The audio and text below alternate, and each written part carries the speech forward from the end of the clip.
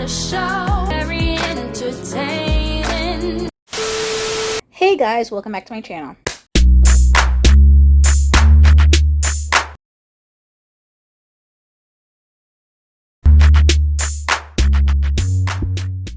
If you don't know this beat, it's your girl KylerB coming at you with a new video. So today we're going to be talking about season 4 of Never Have I Ever. If you don't know what Never Have I Ever is, it's basically a comedy drama. Basically about this girl named Davy, who is the main protagonist. I did, I think, 2 reviews on season 1 on season 3 and 1 on season 2. So if you want to check that out, go check that out. But I'm going to go straight into the season 4 content of Never Have I Ever. Anyway, there was some kind of discourse about, who Davy ends up with. Either is it Ben Davy, or is it Daxton, Davy, and Paxton? And obviously, the show is much more than, a couple. Granted, it didn't end up the way I wanted to, but the show is definitely much more than, whoever Davy ends up with, because this 4th season basically shows you Davy's entire journey from high school, going through the grief of her father's passing, how her family is impacted by the father's passing. Obviously she's from an Indian culture and heritage. I think they're Hindu, so we see her Hinduism, her Indian background and stuff like that. So, this show shows you a lot more than, the shipping in couples. Granted that, she obviously didn't end up with the person that we would like her to. But, it was nice to see Davy's journey. The first episode, we see, Davy and Ben, did the deed. And, through a lot of miscommunication, how things are said throughout a screen for the entire summer, Ben did not talk to Davy, and then he ended up with a new girl, Margot. So they're in their senior year. Davy's upset, like, she texted Ben, he didn't even respond to her, and he started dating a new girl. Then when they're having a discussion about it, the new girl came out of the blue and like, oh, why are you yelling at, her boyfriend, Ben? And, Davy's shocked. So I'm just like, out of nowhere, starts going downhill about the whole situation. We see Paxton, who's now at college in ASU, but obviously it's not going well for him. So he decides to drop out and, start as assistant swim coach back at the high school. So it's a lot of things going on. We first see, Margot and Davy are basically fighting over Ben Gross, which was kind of funny. Like, you're really fighting over a guy named Ben Gross. Like, what? Then we see this new character, Ethan. And, Ethan was just basically, I guess, a person who didn't care about school or really didn't have good morals per se. So he would just do different things. Like, he's the one who spray painted Davy's car and whatnot. And, Davy accidentally accused Margot because she had more motive to do, the spray painting of a car. It was just a lot going on. I would like my favorite episodes of the season was definitely like episode 9 and 10. We just see how Davy, a senior year, she's applying to college. Her dream school is Princeton.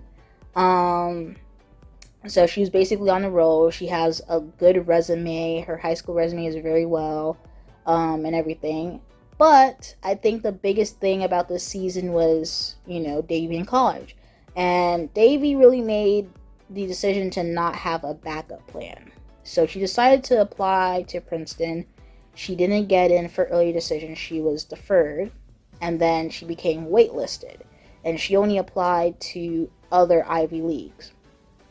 And that was really her setback. She didn't apply to any other university at all. She just applied to the other Ivy Leagues. And then we find out that she didn't get to any of the Ivy Leagues, and she was only waitlisted for Princeton.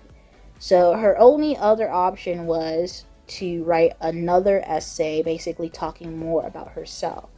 And, obviously she was very upset because obviously a person who has Davy's resume of high school achievements and like other extracurriculars and things like of that nature, and you're not getting into any of the colleges that you applied for, really, and then you're waitlisted to your dream school, it really like kind of like sets you off because you're just like, you didn't get in, like your dream is shattered and everything. And the thing is that she didn't apply to any backups, so that's really her downfall because, she should have gotten. But the thing about it is that when you're doing these Ivy Leagues is that there's a lot of people trying to get that same 4.0 GPA. They're trying to get that, that same grade average, try to do all these different extracurricular activities and stuff like that. But the thing about it is that you have to make sure what makes you different amongst the other people with the 4.0 GPAs. Everybody's going to have, there's going to be tons of people with that same amount of success, but you need to have yourself stand out amongst the rest, and that's how you can get into, the college of your choice, really.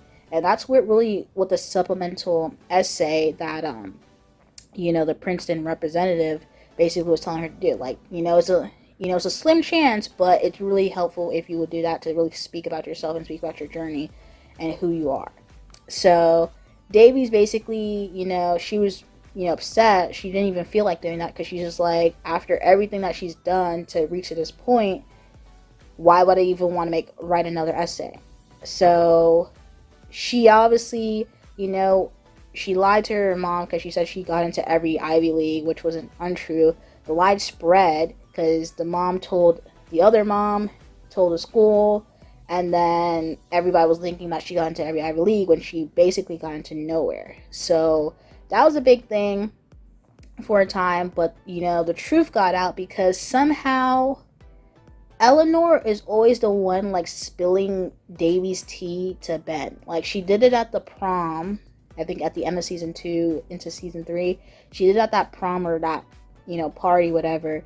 And then she did it again when she was talking to Trent. She was like, oh, Davy didn't get into any Ivy League. And I'm just like, it wasn't too much of an uproar because obviously it got, swept over, because how Ben reacted. He was actually nice this time. But really, Eleanor always be spilling Davy's tea. Like, okay, Eleanor, like, please. But she wrote the supplemental essay, and it was really nice hearing her speak about her journey, like basically how a lot of things tie back into her dad. Her father passed away during her freshman year of high school, and basically shaped the rest of her years of high school, her journey, how she was basically interested in getting to know Paxton, how she wanted to shape her high school years, basically how she was acting and why she sees, her therapist, Dr. Ryan and stuff like that, and, talks about the things that's going on in her life. So the essay was really good. We see Dr. Ryan basically saying, like, don't worry about this college situation. It was actually really nice to say that she was so proud of her, that her journey, like, you just see where you came from and, like, to who you are now. Like, it was really nice. And, see Davy crying and thanking Dr. Ryan for everything, because Dr. Ryan, even though, she was actually a really good therapist, because Davy put her through the ringer. Like, she really did. Davy did not even like therapy at all, but at the end, we see her, it was an outlet for her to talk about all the problems in her life or what's going on. After that, we see the next episode that Davy did get into Princeton. It was so great. She's going to Princeton now. She got into her dream school. Eleanor, we see Eleanor basically, she wanted to be an actor, so she graduated early and started her acting career. So she was already graduated. Fabiola, she was in robotics club, or she is in a robotics club, but Fabiola, the name of her is that, her mom wanted her to apply to all the Ivy Leagues, try to broaden her horizons, and she applied to Princeton. So that situation, I would say And, the way that Davy was acting, like, oh, if anybody takes my spot at Princeton, like, I'll be upset or whatever. But I don't think Fabiola was wrong for applying to Princeton because, like Davy realized, she doesn't own the school. Like, everybody has a chance to apply. It depends on who gets in, who doesn't get in. Anyway, they resolved their friendship. So Paxton basically spoke some sense into Davy, was like, I had, dreams and, they got shattered, but I still was able to move on and stuff like that. In episode 7, we see a kiss between Paxton and Davy, but obviously now that he's a teacher at the school, it obviously couldn't pan out. That was basically the whole Daxton ship ended in episode 7. Like, if you were rooting for Daxton, it was basically over. Donezo. Fabiola basically said that she didn't really feel a spark with Princeton. She kind of felt a spark with Howard. And she applied to Howard and she got in. And it is what it is. I mean, I kind of feel like because Fabiola did not accept the Princeton, offer or whatever, it basically opened up a spot for Davy. But I would like to say, like to feel like Davy got in on her own merit. But, obviously since, Fabiola did not go to Princeton, it basically opened up a spot or a place for her to go to Princeton. So,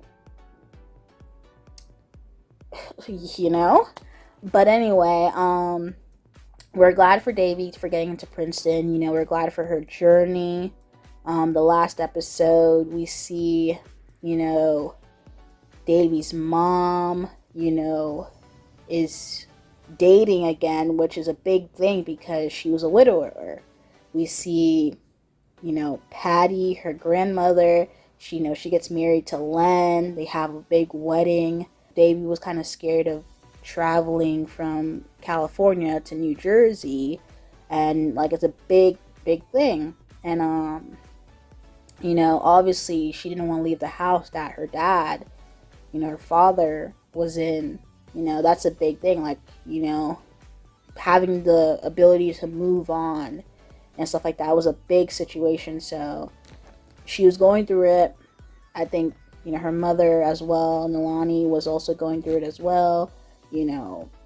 She was still wearing her necklace from her marriage, and at the end we see her take it off and actually just put it away. It's nice to see them kind of like, mend their relationship, try to do things together, because obviously, throughout the seasons we see Davy and her mom was having like a basically kind of rocky relationship, so we kind of see that kind of gets mended. Next thing you know, we see Ben come out of nowhere from New York all the way back down to Davy's house, and it was just like he loves her. So they left, got away, did what they did, and then they were like, oh, let's be together and try to, be in a relationship. New York and New Jersey's too, close enough together, of course, so they can still work, have a relationship, see each other on weekends, whatever, and da-da-da-da.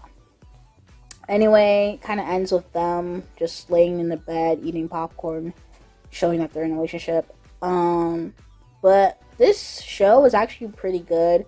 Obviously, Davy as a main character, she does a lot of basically secondhand embarrassing things, but that's really what makes her an interesting character.